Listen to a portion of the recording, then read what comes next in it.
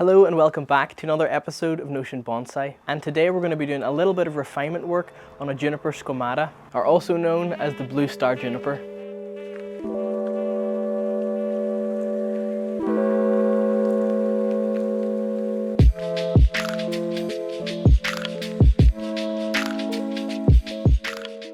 Okay, so this is the Juniper squamata that we're going to be working on today. And I started this tree 1 year ago from a piece of garden center material. All I did was prune a few branches off, put wire up the main trunk and give it a shape. And as you can see here at the top of the tree, it's got this sort of loose S-curve. And then further down the trunk, there's this sort of deadwood feature that happened by accident. I know for sure this wasn't deliberate, but I can't remember how this happened. This was just a cheap tree that I decided I'd practice on before I move on to more expensive trees. And then halfway up the trunk, there's this area where a branch used to be. And you can see here, it's sort of struggling to heal over because of the piece of deadwood that's sticking out here. So we're gonna be refining that also. So the first thing that I'm gonna do is just clean up the bottom of the trunk here. As I've said in previous videos, it's a good idea to get rid of the moss that begins to grow up the trunk, as the moss in this area can provide too much moisture around the base of the tree, and then it can start to rot the bark off. And actually, now that I think about this, that's actually what happened here. I think there was moss growing up here and I took it off. Yeah, I think it is. I actually remember now. This is the tree I learnt my lesson about moss growing up the trunk on. Every tree we work on has something to teach us. Just as a super precaution, I'm going to take away any of the moss that's actually around the trunk also. So I just like to leave like a little gap, like a moss gap between where the moss is growing and around the trunk. So see here, to me that's too close. I'll just take that out and it will grow back in the next year. Moss grows pretty quickly. So what I'm doing is I'm just putting my finger down where I want the moss to stay and then pulling this. Otherwise, if I let go, all the moss will come off at one go like this. So I'm just using that as like a tear point. The moss stays here. There are some brushes that you can get for dedicated scrubbing on juniper trunks like this. I find they can be quite expensive. There's no problem in just using a toothbrush, as they're quite easy to get and they aren't very expensive. And I can see here in this area, this is where I previously severed a root that was winding around the trunk. I can see I must have kept it just in case it was necessary for the tree to survive, but now it seems to be quite loose. And again, I don't want to go ripping it up in case I pull a lot more roots out. So I'm just going to snap it here at the surface. I'm going to use just a branch cutter, a small branch cutter. So if I come in here and just cut this right at the base. Great. I quite like these branch cutters as they let you get very, very close. And now around this area of the trunk, just to sort of slow down the moss growing here, I've got some fine grit, pumice, akadama and lava rock.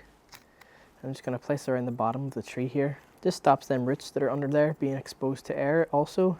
I quite like using a finer grit bonsai mix for the top soils of trees. I also think that whenever you're going to moss a tree, the finer grit sort of helps it stick better, rather than having large particles and trying to get the moss to stick to that. In spring, I would like to come in later and just clean up this deadwood area by scraping off some of the bark along the sides, and that will help it recallus over.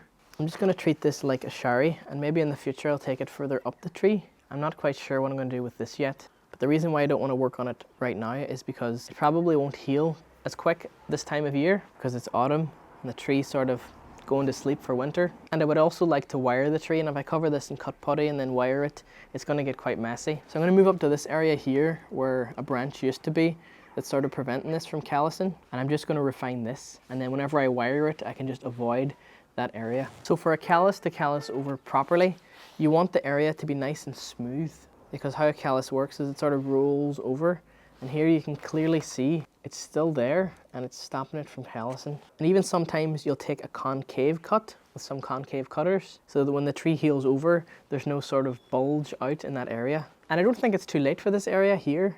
I can still fix it and it will callus over nicely. Just by leaving a very, very, very slight stump has slowed down the callousing process. So I'm going to come in with the branch cutters again and just cut this down a little.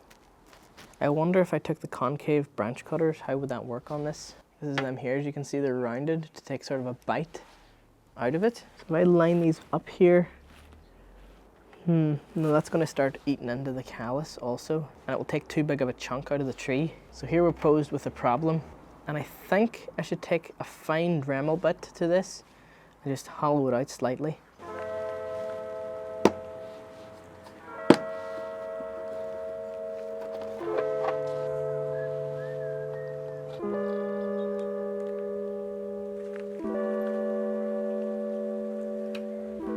So before I go ahead and start Dremeling this out, I'd like to give a little bit of safety precaution. If you're going to use a Dremel, wear eye protection. I'm going to use these. Wear a mask if you wish to. And of course, if you're under 18, get an adult to do this for you. All right, let's do this.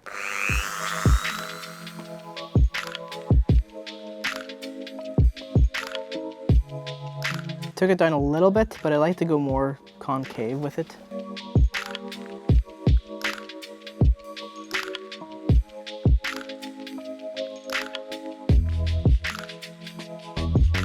Nice and concaved.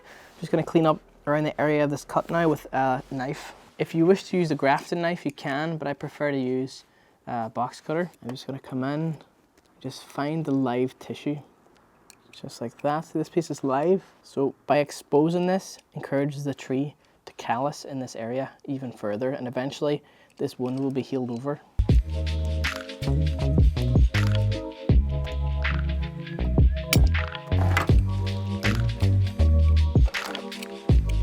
It's important to go nice and slow so you don't slip and cut something else. So I've exposed the live tissue around here now, and I've just noticed if I look at it at a side profile, it's quite flat, and when this heals over, this live tissue is going to roll up on top of this, so it needs to be even more concave.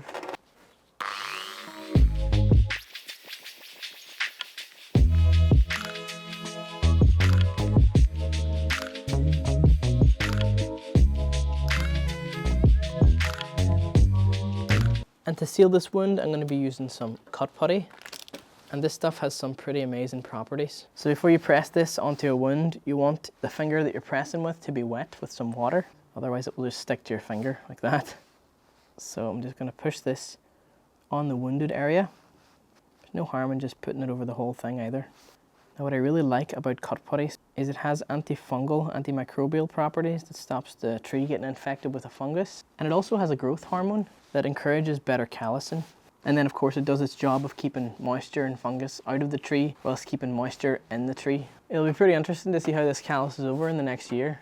So now to do some wiring, I've decided to use some 3mm bonsai wire, which is made of aluminium. And I'm just gonna straighten this out here. It's like the last of a roll of wire, so I'm just gonna cut it when it's at the top of the tree. And I'm gonna start by just stabbing it into the soil to get an anchor, and then we're gonna go around the trunk. And you want this to be fairly tight, and each coil you want it to be 45 degrees. I actually find that sometimes the coil doesn't have to be 45 degrees. Sometimes you want a tighter coil if you'd like a tighter bend. Now the reason why I'm going clockwise is I wish to bend this tree clockwise in the way that it was bent before. Nice and tight bends.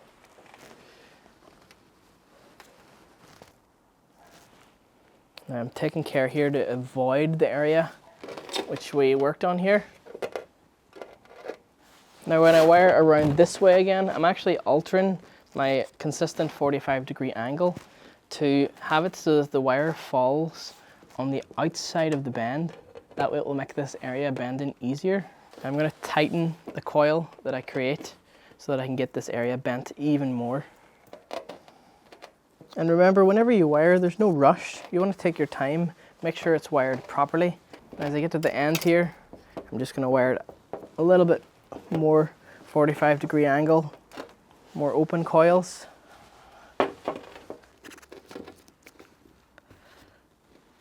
Now whenever it comes to finishing off a piece of wire, you want it to be fairly neat at the end. So just before I cut this wire here, I'm going to whip it around the back like this, and then I'm going to cut it here.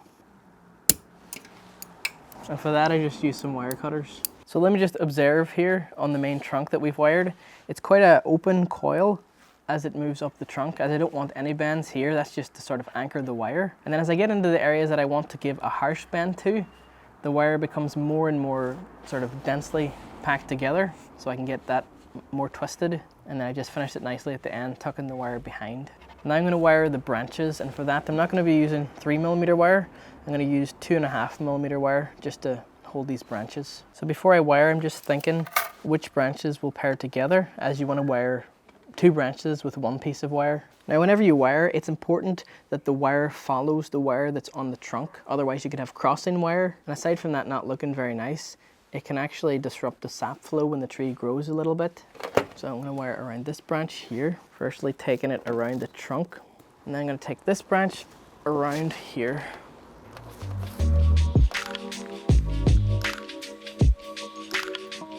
And now that's these 2 branches wired together, and I'm going to do the same for these other 2.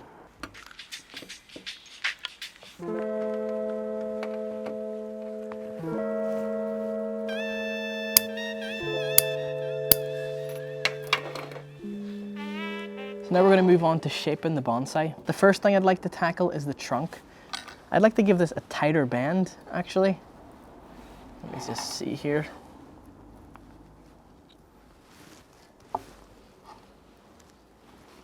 Twisting this like this.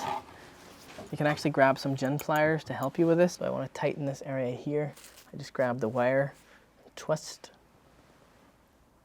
And I'm listening very carefully for cracking noises on the trunk. I'm looking at the bends to making sure that there's no splitting on the bark. I'm not so worried with this juniper as I know it can take it. That's pretty tight, isn't it? I've got a branch here inside, which I would like to be on the outside of a bend, like this one. So I wonder if I could whip it around again and keep this tight curl.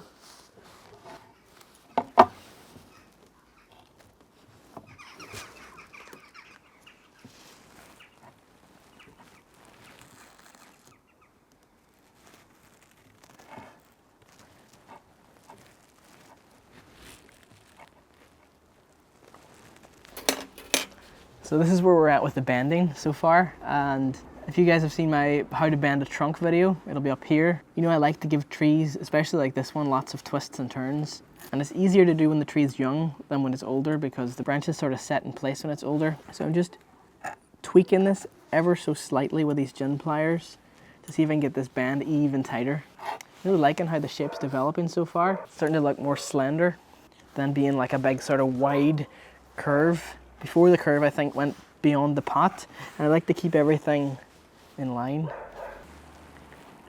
Okay, it's quite a big bend. Now I want to bend the branches downwards from this point. Again, being very careful not to snap anything. I think this is the front, as it shows off sort of that deadwood area also. But the planting angle isn't quite right at the moment. I would like to maybe plant it like this in the future. So I'm sort of thinking, if I put a stone under here, in spring I can come in and repot this and change the planting angle. I'll have this piece whip back, like this. Careful, careful, careful. I've just torn a little piece of this top branch. It isn't anything to worry about, but just in case, I'm going to cover it with a little bit of the cut putty, just to keep moisture in. It is okay if you do tear a little piece of a branch.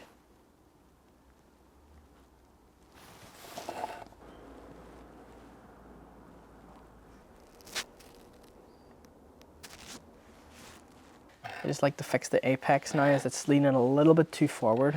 I'm going to use some 1mm wire for that. And yeah, I'm pretty happy with this.